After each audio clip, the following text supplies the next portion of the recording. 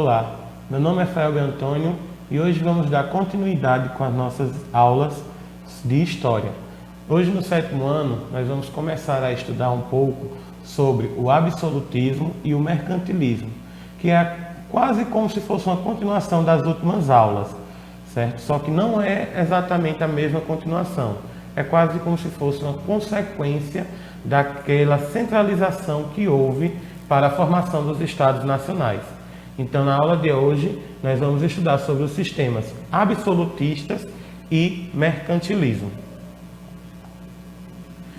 Iniciando, a gente pode resumir o absolutismo, definindo ele como um sistema político e administrativo que prevaleceu nos países da Europa na época do Antigo Regime, nos séculos XV ao século XVIII. No final da Idade Média, ocorreu uma forte centralização política nas mãos dos reis, que foi aquilo que a gente estudou na última aula. Os reis passaram a centralizar o poder na sua mão e esse sistema de governo ficou conhecido como absolutismo. A burguesia comercial ajudou muito nesse processo, pois interessava a ela um governo mais forte e capaz de organizar aquela sociedade. Portanto, a burguesia forneceu apoio político e financeiro aos reis, em troca de que eles criassem, como a gente já estudou nas outras aulas, um sistema mais eficiente, um sistema administrativo, unificando as moedas, os impostos, melhorando a questão da segurança dentro dos seus reinos. Nessa mesma época, o rei concentrava praticamente todos os poderes, ele era quem criava as leis sem precisar de autorização ou de nenhum tipo de aprovação na sociedade. Por isso que se diz que os reis governavam de uma forma absoluta.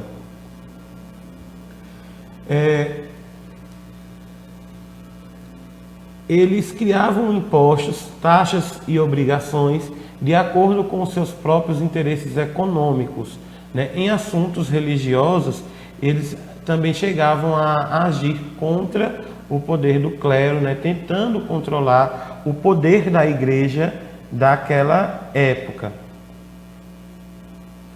Todos os luxos e todos os gastos da corte, eles eram mantidos graças a justamente esses impostos que eram pagos principalmente pela população mais pobre, E esta tinha pouco poder político para exigir ou negociar alguma coisa. Os mais pobres pouco se relacionavam com o próprio sistema político daquela época. Eles não tinham uma participação tão grande, Os reis utilizavam da força e da violência de seus exércitos para reprimir, prender e até mesmo mandar matar qualquer pessoa que fosse contrária aos interesses ou às leis definidas por eles.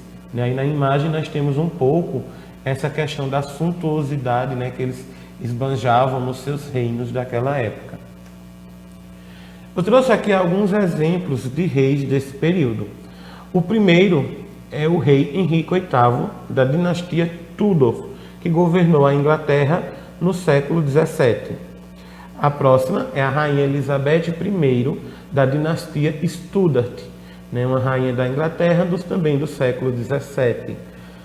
O do meio, que foi até uma das capas das nossas últimas aulas, é o rei Luís XIV, da dinastia dos Bourbons, que ficou conhecido como Rei Sol. Ele é quem trouxe essa moda de usar peruca, de usar grandes roupas, de usar acessórios que mostrassem todo o seu poder. E ele governou a França entre 1643 e 1715. E por último nós temos Fernando e Isabel, que governaram a Espanha, Fernando de Aragão e Isabel de Castélia, que governou no século XVI. É importante vocês saberem que, com essa cobrança de impostos, os burgueses começaram também a se sentir um pouco prejudicados por conta dessa interferência do rei nas questões políticas, né, nas questões administrativas do governo. Nesses impostos, apesar de que a unificação dos estados, a unificação dos pesos e das moedas é a favor da burguesia, também aconteceu que os impostos estavam fazendo com que os lucros dele fossem pouco. Além de que os próprios nobres, mesmo perdendo tantos seus territórios, mas eles apoiavam esse absolutismo para não perderem os privilégios de nascimento, enquanto que a igreja sofria bastante com os cortes que os reis faziam naquela época, né? Tirando seus territórios, tentando diminuir o poder do Papa, né? Assinando leis que permitiam que as religiões protestantistas agissem em seus territórios. Então, de uma certa forma, ao mesmo tempo em que algumas classes, como a burguesia, apoiava os reis no sistema absolutista, também tiveram algumas partes mais prejudicadas. Bom, o absolutismo teve alguns defensores, né, teóricos, né, que eles traziam uma filosofia, né, que ajudava a sustentar esses regimes absolutistas, né? Os monarcas, eles precisavam do apoio dos nobres, da burguesia e do clero para que submetesse a população às suas leis, aos seus comandos, né? E muitos filósofos daquela época desenvolveram teorias e chegaram até a escrever livros defendendo o poder dos monarcas, defendendo o absolutismo. Então, esses eram os teóricos absolutistas. Vamos ver, entre os principais teóricos, nós temos o primeiro, é Nicolau Maquiavel. Ele escreveu o livro chamado O Príncipe, né, onde ele defendia que o poder dos reis era absoluto. De acordo com as ideias do livro, o governante, né, o rei, ele poderia fazer qualquer coisa em seu território para conseguir a ordem, mesmo que essa qualquer coisa fosse a força, fosse através da violência. De acordo com o pensador, o rei poderia utilizar até mesmo a violência para atingir seus objetivos. E é deste teórico que surgiu a famosa frase que diz de que os fins justificam os meios. O outro pensador daquela época foi Thomas Hobbes, né? Ele é um pensador inglês e escreveu o livro O Leviatã, que ele defendia a ideia de que o rei, né, no livro O Rei Salvou a Civilização da Barbárie, que é uma tendência natural da sociedade, que é o pensamento de conflito de todos contra todos. E somente através de um contrato social a população deveria ceder ao Estado todos os seus poderes. Ou seja, é um pouco confuso esse pensamento dele, mas ele quer dizer que, de uma forma geral, todos os homens ele tendem a se autodestruir, né? Todas as populações humanas ele tende a levarem, a buscarem a destruição. E que para evitar essa destruição, as pessoas tinham que assinar um contrato social, ou seja, deveriam se submeter aos desígnios do imperador ou do rei, que ele era quem saberia como evitar com que a sociedade se autodestruísse. E por último, nós temos Jacques-Bénigne Bossuet, né, que ele escreveu uma obra chamada Política segundo a Sagrada Escritura, onde ele defende a divindade real, né? Para esse filósofo francês, o rei ele era representante de Deus na terra. Portanto, todos deveriam obedecê-lo sem contestar suas atitudes, né? Para ele dizia que o rei possuía uma divindade, né? Que era como se fosse o próprio Deus que tivesse escolhido aquele rei para governar aquela terra. Então, como ele era um filho de uma divindade, então ninguém poderia contestar as suas obras. Esse foi o absolutismo. Ele é como se fosse o sistema político daquela época, como os governantes daquela época, né, agiam. Além do sistema político, nós também temos o sistema econômico, que é muito conhecido daquela época, chamado de mercantilismo, né, que vai ser justamente o que nós vamos ver Agora, podemos definir o mercantilismo como sendo uma política econômica adotada na Europa durante o antigo regime. Como já dissemos, o governo absolutista interferia muito na economia dos países. E o objetivo principal desses governos era alcançar o máximo possível do desenvolvimento econômico através do acúmulo de riquezas. Quanto maior a quantidade de riquezas dentro de um rei ou um reino, maior seria o seu prestígio, poder e respeito internacional. Podemos citar como principais características do sistema econômico mercantilista. Bom, o primeiro é o metalismo, que é justamente essa questão do acúmulo de metais, de riquezas. O ouro e a prata eram metais que deixavam uma nação muito rica e poderosa. Portanto, os governantes faziam de tudo para acumular esses metais. Além do comércio externo, que trazia moedas para a economia interna do país, a exploração de territórios conquistados era incentivada nesse período. Foi dentro desse contexto histórico que a Espanha explorou toneladas de ouro das sociedades indígenas da América, como, por exemplo, os maias, incas e astecas. É importante falar sobre essa questão do metalismo, de que inicialmente o acúmulo era justamente desses metais preciosos, de ouro, diamantes, de prata, que eles extraíam das suas terras de mineração. Posteriormente, nessa unificação que teve dos sistemas de medidas e de preços, os reis começaram a cunhar cada vez mais as moedas. Então passou a ter uma valorização maior da moeda, cunhada, aquela moeda de ouro, de prata, de cobre, e posteriormente até mesmo em cédulas, em papéis. Então é a partir desse período em que o acúmulo dessa riqueza passa a ser muito importante. Outra característica é a questão da industrialização. O governo ele estimulava o desenvolvimento das indústrias em seus territórios.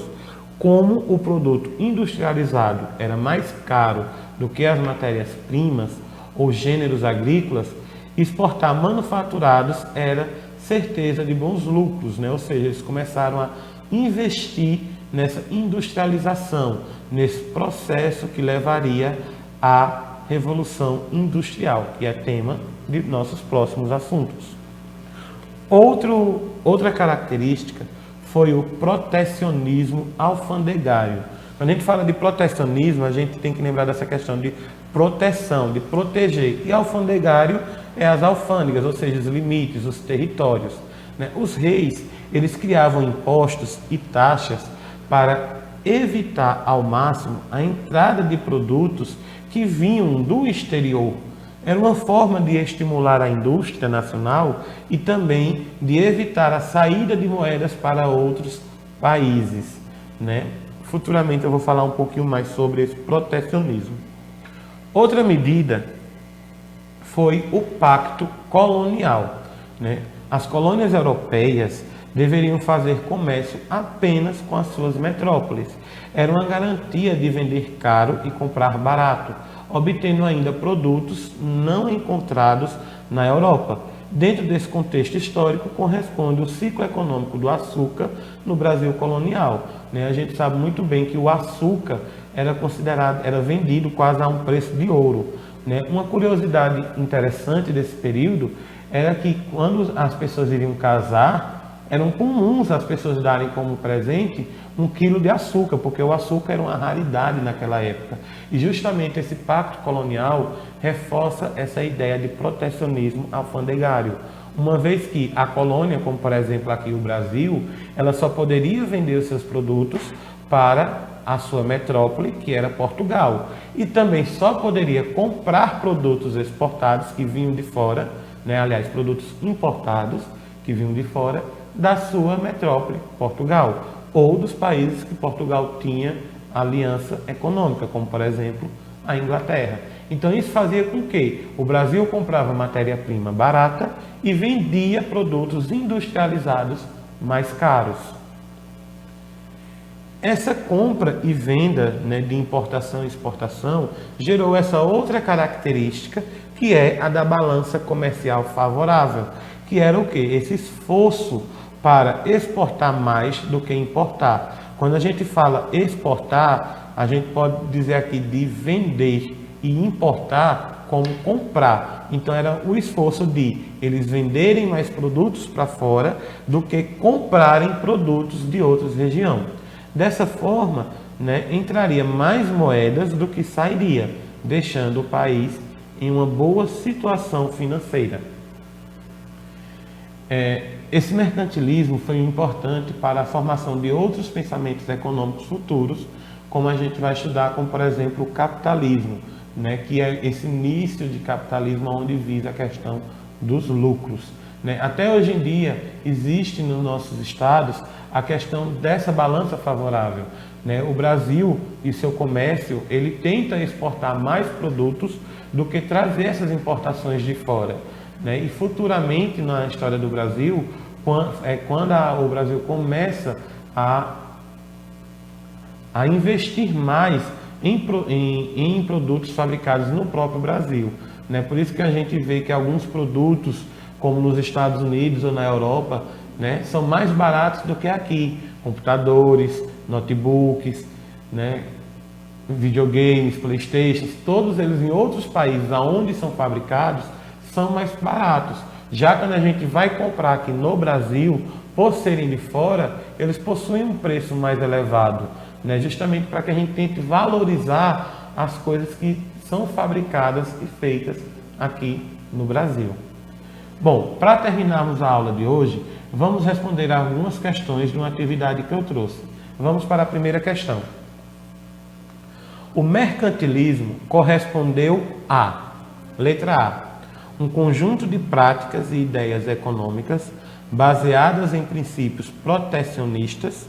Letra B, uma teoria econômica defensora das livres práticas comerciais entre diversos países. Letra C, um movimento do século XVII que defendia a mercantilização dos escravos africanos. Letra D, uma doutrina econômica defensora da não intervenção do Estado na economia. E letra E, uma política econômica especificamente ibérica de defesa de seus interesses coloniais. Bom, a aula a gente acabou de ter, então a gente percebe que a resposta é a letra A, né? Um conjunto de práticas e ideias econômicas baseadas em princípios protecionistas, né? Essa questão de proteger o seu material, o seu acúmulo de riquezas. Então a resposta dessa questão é a letra A. Segunda questão. Na frase de Luiz, el acte est moi, que significa o Estado sou eu, como definição da natureza do absolutismo monárquico, significava, letra A unidade do poder estatal, civil e religioso, com a criação de uma igreja francesa, né, uma igreja nacional. Letra B, a superioridade do príncipe em relação a todas as classes sociais, reduzindo a um lugar humilde a burguesia enriquecida. Letra C, a submissão da nobreza feudal pela eliminação de todos os seus privilégios fiscais. Letra D, a centralização do poder real e absoluto do monarca na sua pessoa, sem quaisquer limites institucionais reconhecidos. E letra E, o desejo régio de garantir ao Estado um papel de juiz imparcial no conflito entre a aristocracia e o campesinato. Bem, como a gente vê nessa frase, né, o Estado sou eu. Ele coloca todo aquele poder do Estado para ele.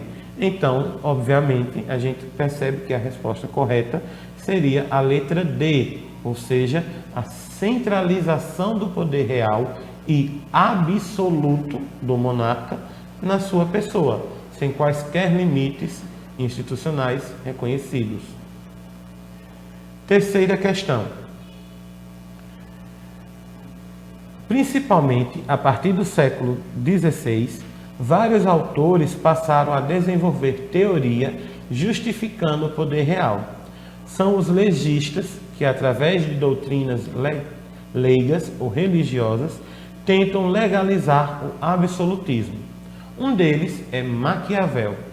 Afirma que a obrigação suprema do governante é manter o poder e a segurança do país que governa.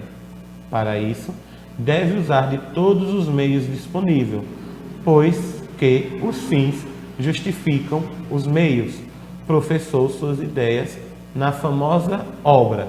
Então aqui o texto ele traz um texto um pouco grande, né? Geralmente essas questões que trazem um texto grande, né, serve tanto para ajudar você a responder essa questão, como também ajuda um pouco a confundir.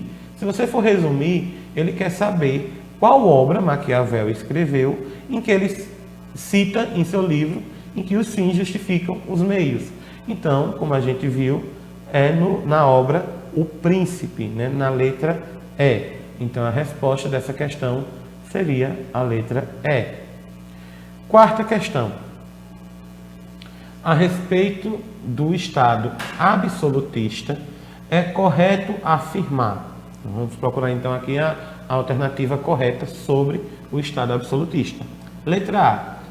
O poder concentrava-se nas mãos dos reis, por ter este conseguido afastar a influência da nobreza. Letra B. Era caracterizado pela concentração do poder político nas mãos dos reis e pela legitimação divina desse poder. Letra C. O poder do rei, no Estado absolutista, além de carecer de justificação, era criticado por pensadores como Maquiavel e Hobbes. Letra D. Na economia, o absolutismo correspondeu ao período de transição do capitalismo para o feudalismo.